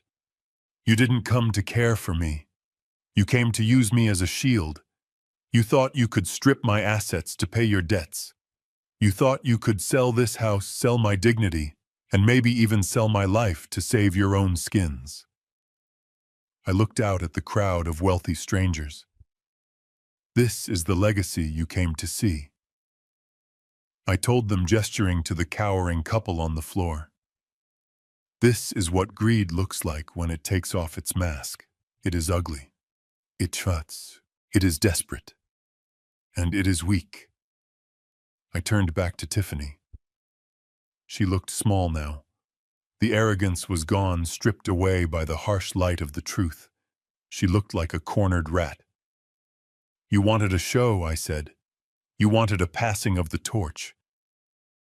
Well, here it is. I am not passing anything to you, not a penny, not a single blade of grass from this property. I looked at Joe standing by the door with his crew. He was grinning, his arms crossed over his chest. He gave me a thumbs up. I looked at Mia, who had crept out of the shadows and was standing near the kitchen door. She was watching me with wide, awe-struck eyes. She wasn't scared anymore. She looked proud. I am done playing the fool, I said. And I am done with you. The room was electric with tension. Nobody moved. They were witnessing a public execution of character, and they couldn't look away. But I wasn't finished. I had one more card to play. The ace in the hole. Tiffany seemed to realize that she had lost the audience. She tried one last desperate pivot. She looked at me, tears welling up in her eyes, tears that I knew she could summon on command. Hank, please, she sobbed, trying to sound like a victim. We were desperate. We made mistakes. But we are family. You can't embarrass us like this. We did it for the family. We owe bad people, Hank. They will kill us. You have $18 million. You have to help us. You are my father. I stared at her. The audacity was truly bottomless. I am not your father, I said coldly. And after tonight, I am not even your father-in-law. I signaled to the back of the room. Victoria Sterling. My lawyer stepped out from the shadows where she had been waiting. She walked through the silent crowd carrying a briefcase. She looked like an executioner in a pantsuit. She walked up to the stage and handed me a document. "You are right about one thing, Tiffany," I said, holding the paper up. "You do owe bad people. Or at least you did." I looked at the paper, then back at them. "You don't owe Henderson anymore." Tiffany blinked, hope sparking in her eyes for a second. You paid him." "No," I said, a dark smile crossing my face. "I didn't pay him for you. I bought the debt." The hope vanished, replaced by confusion and then absolute terror. "I own your debt now," I said. "I own the paper, I own the interest, and I own the collateral, which means effectively, I own you." I let that sink in. I watched the realization wash over them. They weren't dealing with a loan shark anymore. They were dealing with me, and I was much, much less forgiving. "Now," I said, "we are going to negotiate. And this time I am the one making the rules." The ballroom erupted into chaos. Tiffany let out a scream that sounded less like a human being and more like a wounded animal trapped in a snare. She didn't cry. She didn't beg. She attacked. She lunged toward the stage. Her hands curled into claws, her face twisted into a mask of pure, unadulterated hatred. She moved with a speed born of total desperation, knocking over a waiter and sending a tray of champagne flutes crashing to the floor. "You have $18 million, she shrieked, her voice cracking with the strain. $18 million! 500,000 is nothing to you. It is pocket change. You are my father-in-law. You have to save us. It is your duty. You cannot hold this over our heads. You owe us." She tried to scramble up the stairs to the stage, but she didn't make it. Joe stepped forward. He didn't touch her. He just stood there, a wall of muscle and denim blocking her path. She slammed into him and bounced off. She tried to go around him, but two of the other guys from the shop stepped in, forming a human barricade. She stood there panting, her chest heaving, her eyes wild. She looked at the crowd of wealthy guests who were now watching her with open disgust. She looked at Logan, who was weeping silently on the floor. And then she looked at me. "You are a monster," she spat. "You are evil. You bought our debt just to torture us." I walked to the edge of the stage, looking down at her. "I bought the debt to stop you from selling my granddaughter," I said calmly. Victoria Sterling stepped forward then. She opened the briefcase she was holding, and the sound of the latches clicking open echoed in the silent room. She pulled out a thick document bound in blue legal paper. She walked down the stairs and held it out toward Tiffany, not letting her touch it, just showing her the signature line. "Let us be very clear about the legal standing here, Mrs. Bennett," Victoria said, her voice projecting effortlessly to the back of the room. "Mr. Bennett did not pay off your debt as a gift. He purchased the promissory note from Zenith Holdings. He owns the principal. He owns the interest. And since the note was already in default when he acquired it, he has the right to call in the full amount immediately." Victoria paused, letting the words sink in. "That means you owe him $542,000, including penalties," Victoria continued, "and you have exactly 0 days to pay it." Tiffany stared at the paper, her hands shaking uncontrollably. "We can't pay that," she whispered. "We don't have it." "I know," I said from the stage. "And since you cannot pay, I have options. I can seize your assets. I can garnish your future wages. I can ensure that you never own a credit card or a bank account again." I leaned into the microphone. "But there is more," I said. "I have video evidence of you conspiring to commit elder abuse. I have evidence of you discussing drugging me.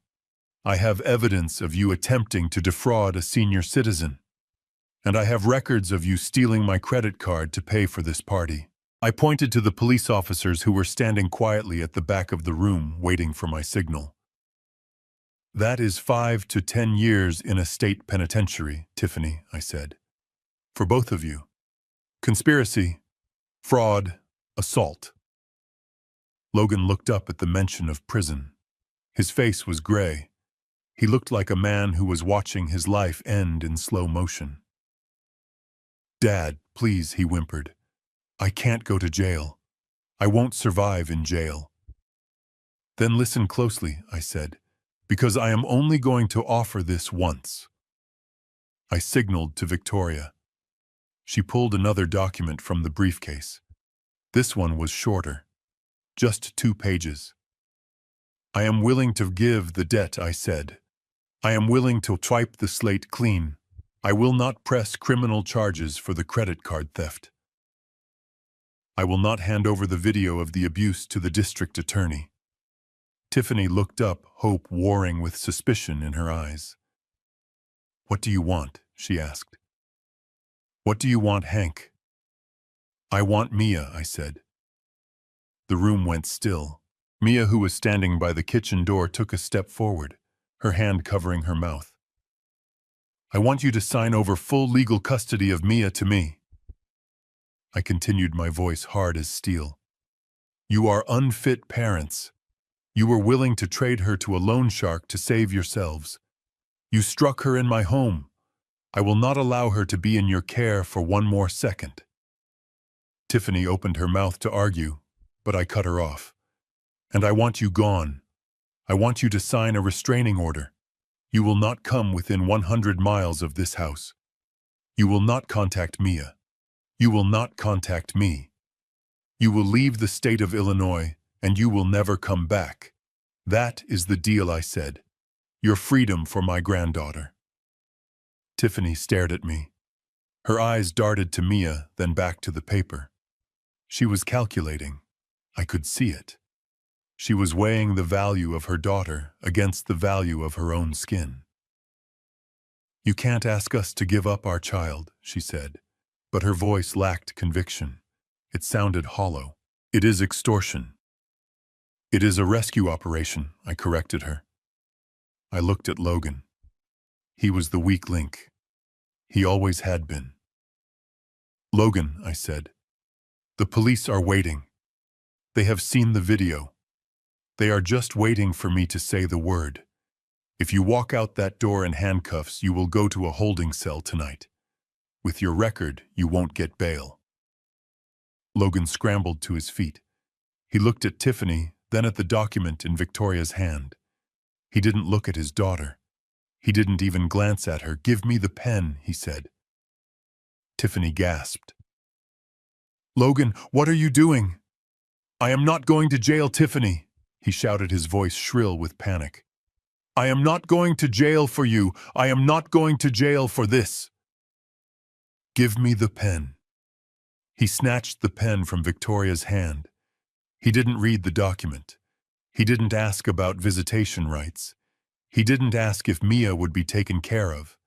He just threw the paper onto a nearby table and scribbled his signature so hard the pen tore through the page. There he panted, backing away, his hands held up in surrender. I signed it. I signed it, Dad. I gave her up. I gave her to you. Just let me go, please. Just let me go. I looked at my son. In that moment, any lingering affection, any last shred of hope I had for him died. He wasn't a father. He was a coward. He had just sold his only child to save himself from the consequences of his own greed. I looked at Mia. She was crying, silent tears streaming down her face. But she wasn't looking at Logan with sadness. She was looking at him with realization. She was finally seeing him clearly. She was seeing that he would never protect her. I turned my gaze to Tiffany. She was staring at her husband with a look of absolute betrayal. Not because he had given up their daughter, but because he had saved himself without her. You coward, she hissed at him. You spineless, pathetic coward. Sign the paper, Tiffany, I said, my voice booming. Or you go to jail alone. And trust me, the women in there won't care about your designer shoes. She looked at the police officers who took a step forward. She looked at the guests who were filming the entire scene on their phones. She looked at the wreckage of her social climbing dreams. She snatched the pen from the table. She looked at Mia one last time. There was no love in her eyes. There was only resentment. Resentment that Mia was the cause of her downfall. Fine, she spat. Take her. She is ungrateful anyway. She deserves you, Hank. You deserve each other. She signed the paper with a violent slash of ink. She threw the pen at Victoria. Are you happy now? She screamed at me. You won. You stole my life. I didn't steal anything, I said calmly. I just took out the trash. Victoria picked up the documents, checking the signatures. She looked up at me and nodded. It was done. It was legal. Mia was safe. Now get out, I said. Logan didn't wait to be told twice. He bolted for the door, running past the guests, running past Joe, running away from his responsibilities, like he had done his whole life. Tiffany stood there for a moment longer, shaking with rage. She looked at the crowd, trying to find some scrap of dignity to wrap around herself, but she found none. She turned and marched toward the door, her head held high in a grotesque parody of pride. But before she could leave, Joe stepped into her path one last time. He held out a plastic garbage bag. Your luggage is on the lawn, ma'am, he said deadpan. We didn't want it cluttering up the hallway. She let out a shriek of frustration and pushed past him, disappearing into the night. The door slammed shut behind her. The sound echoed through the ballroom, final and absolute. Silence descended on the room again. But this time it wasn't heavy. It felt clean. It felt like the air after a thunderstorm. I walked down the stairs.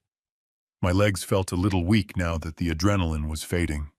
I walked straight past the guests, past the lawyers, past the workers. I walked to Mia. She was standing there, clutching her elbows, looking at the door where her parents had just vanished. She looked small and broken. I knelt down in front of her, ignoring the pain in my knees. I took her hands. I am sorry, I said softly. I am sorry you had to see that. She looked at me. Her eyes were full of tears, but there was a light in them too. A light of freedom.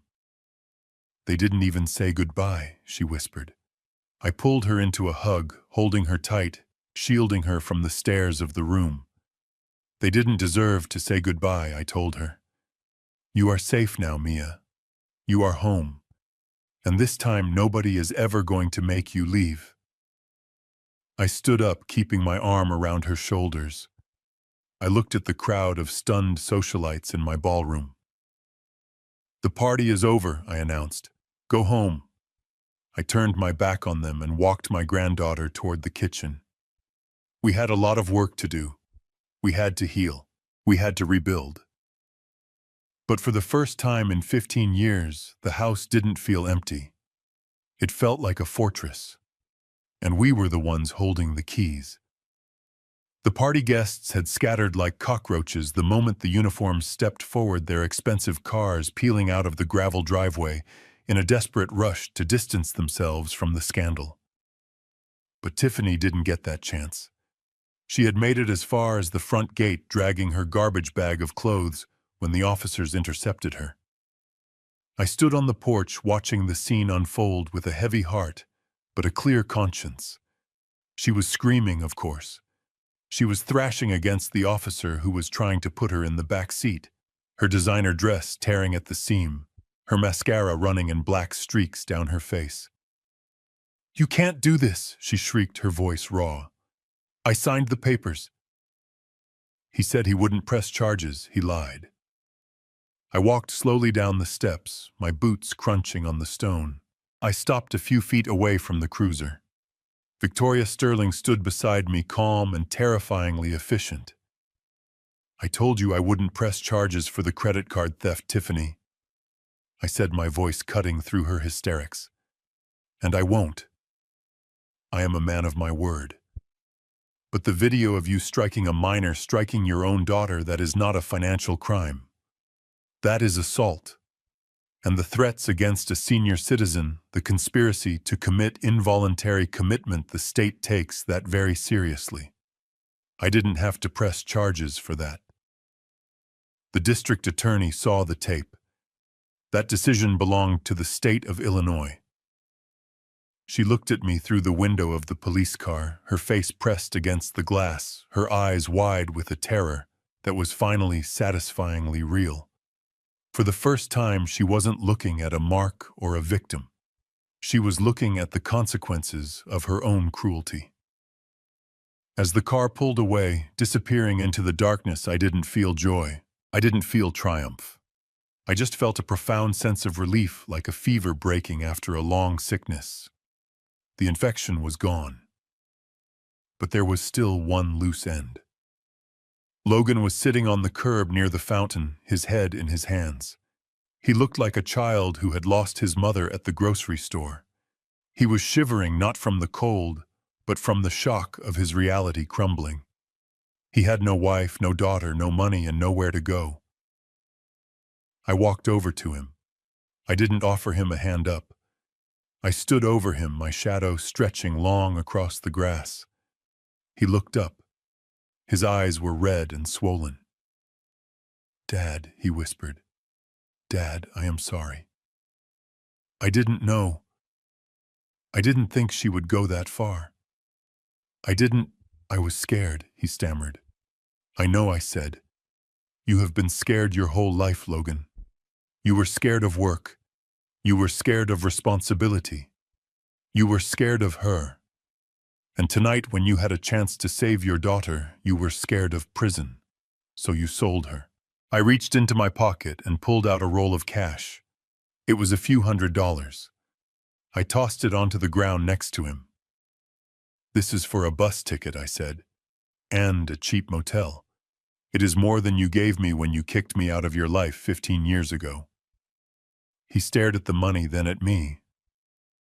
"Dad, please. Where am I supposed to go? I have nothing." "You have your health," I said. "You have 2 hands. You have a brain, even if you refuse to use it.